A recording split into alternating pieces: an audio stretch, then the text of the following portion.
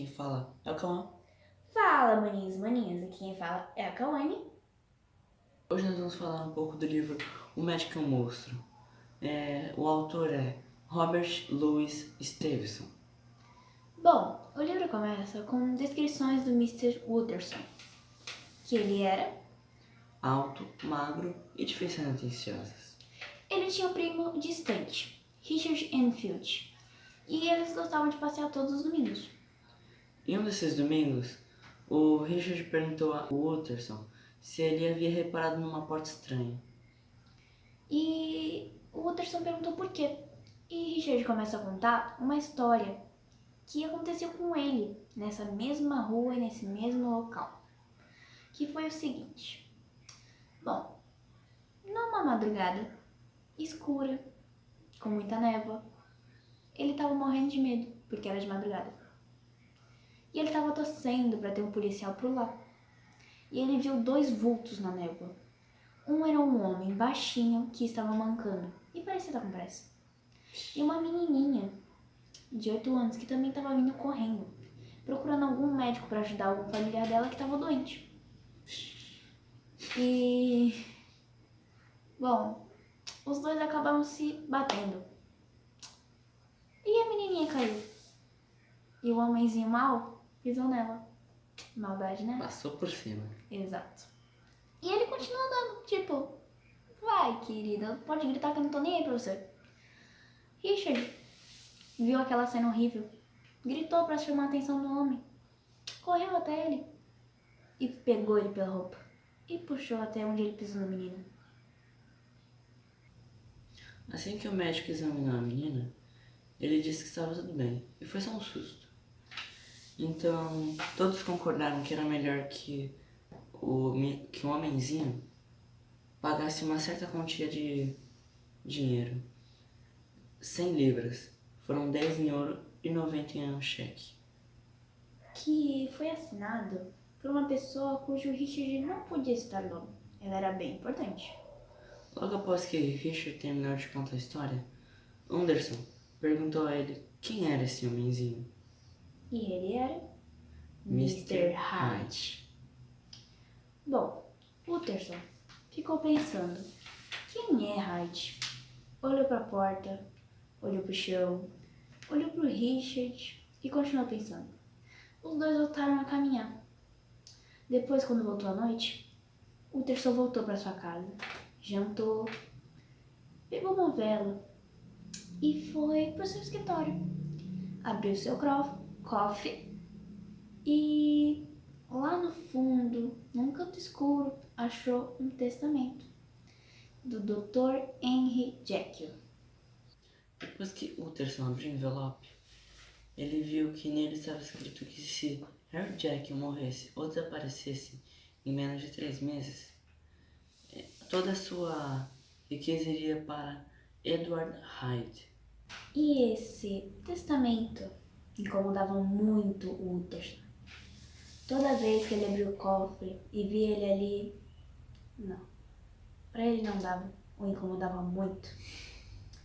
Depois de pensar um pouco sobre esse testamento, foi que ele achou bem estranho passar tudo para Edward Hyde, sendo que ninguém o conhecia. Ele pensou um pouco e ficou bem curioso para saber o porquê. Aí ele pensou em seu amigo, que também era médico, Lanyon, e pensou em ir até a casa dele para poder conversar com ele, se ele sabia quem era o Hyde e por que o Dr. Harry Jekyll queria passar essas coisas para ele. Utterson foi até a casa de Lanyon, onde foi muito bem atendido pelo mordomo que já o conhecia. O mordomo levou ele até o Lanyon. Quando chegou lá, Lanyon estava sentado, bebendo um copo de vinho. E ele era um cavalheiro. Utterson começou a falar com ele sobre o testamento, mas não sobre o que tinha nele, mais ou menos, e sobre o Dr. Harry Jekyll. Começou a falar de como eles eram amigos e perguntou se eles eram os amigos mais antigos que ele tinha. E ele respondeu que sim, que ele achava pelo menos que sim. E o advogado perguntou pra ele se ele conhecia Hyde. Aí o doutor olhou pra ele e respondeu que não. Nunca tinha ouvido falar. Após o advogado ter ido à casa de Lionel, ele ficou à procura do Hyde, nas madrugadas escuras, perto da casa sombria. Numa madrugada muito escura, o advogado encontra o Hyde. Ele estava vindo em direção à porta, tirando a chave do bolso. O advogado corre em sua direção e toca seu ombro levemente. E pergunta, Hyde? Ele vira e fica com a cabeça baixada. Aí ele, sim, e o senhor deve ser o advogado Utterson. E o Utterson responde, sim, sou eu.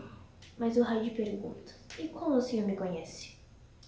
Aí o Utterson responde, temos amigos em comum, por exemplo, o Dr. Harry Jekyll. Hyde engrossou a voz e disse, ele nunca falou de mim pro senhor. Como ousa mentir pra mim? Ele entrou em casa e fechou a porta, mas antes, Utterson coloca o pé na frente, antes que ele feche a porta, e diz, pelo menos deixe-me ver seu rosto. Hyde levantou a cabeça e olhou fixamente em seus olhos, e depois fechou a porta. Depois daquela noite, Utterson foi à casa do Dr. Jekyll para falar do testamento e daquela noite. Só que o Dr. Jekyll não queria falar sobre esse assunto, mas deu algumas respostas para o advogado. E ele saiu com simples respostas, que foi o Hyde quem escreveu aquele testamento e que ele por enquanto ficaria daquele jeito.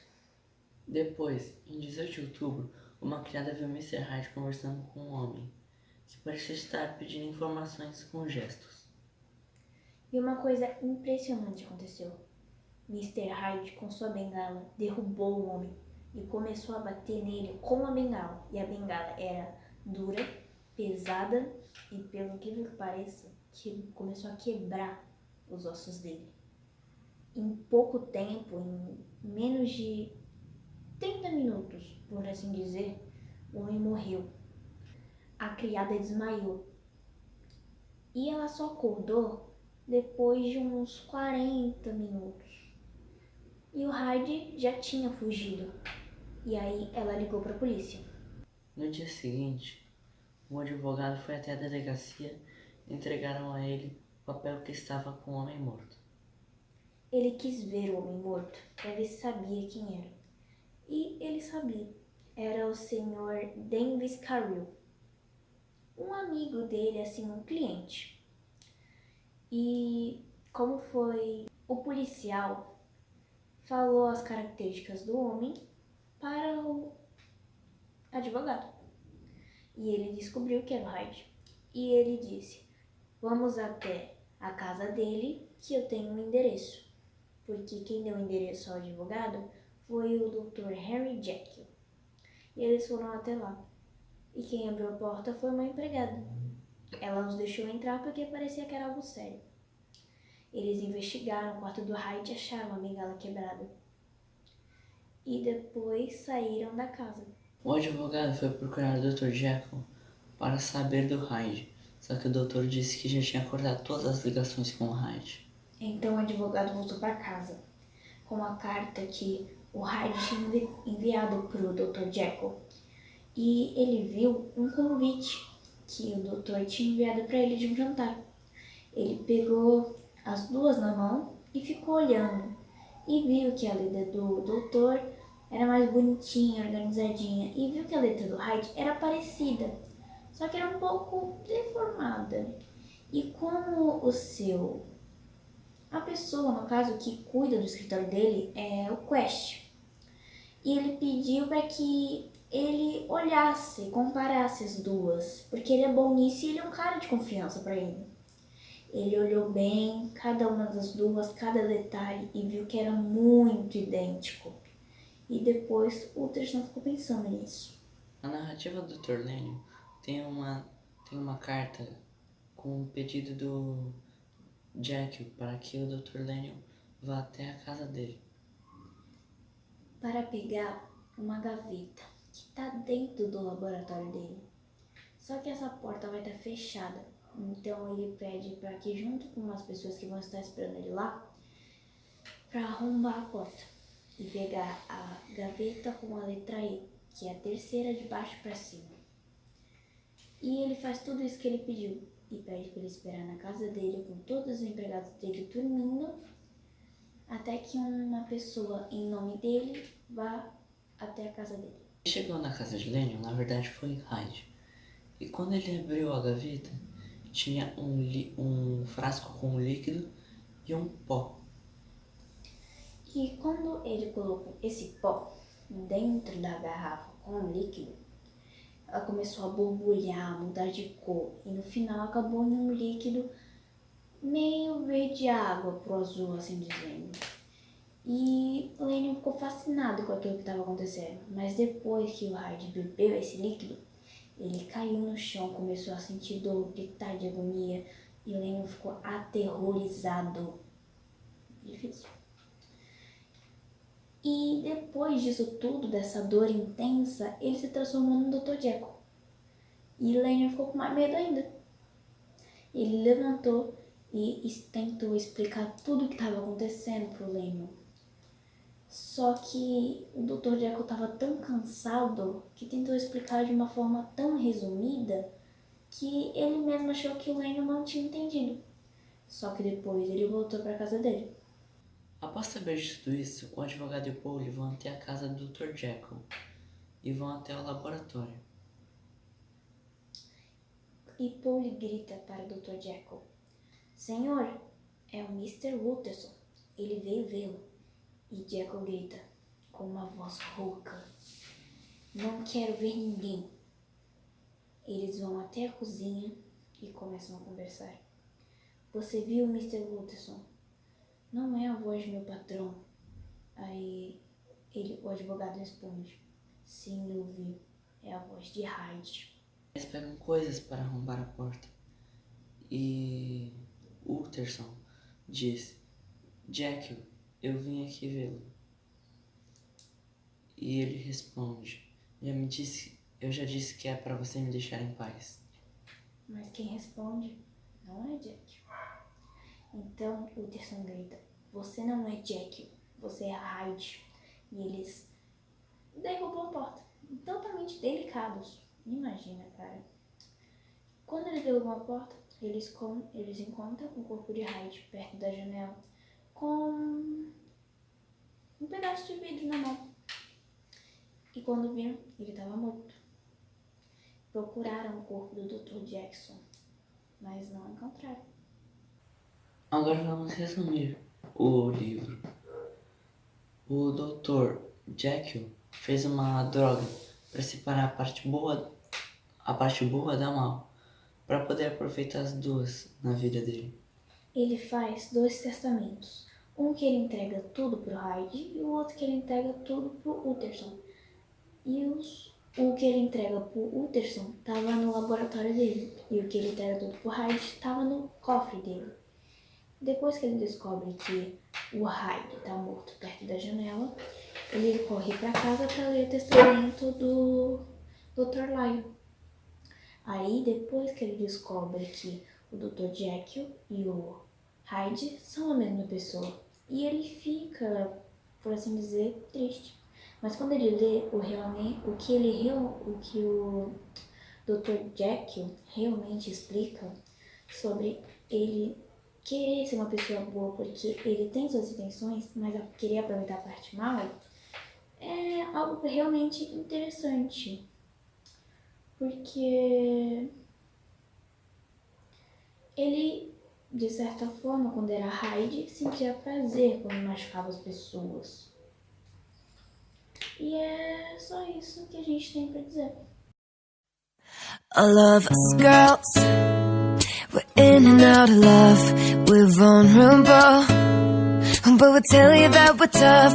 Some of these guys never think that they get caught, think that we're blind, but they're forgetting that we talk.